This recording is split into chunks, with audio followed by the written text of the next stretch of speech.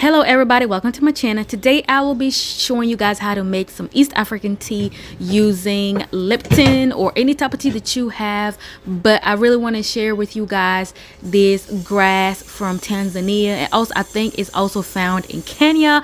I'm not sure, I'm pretty sure it is found in Kenya, but it makes the tea have some really good flavor. You can use any tea, like I said, Lipton or any type of tea that you have.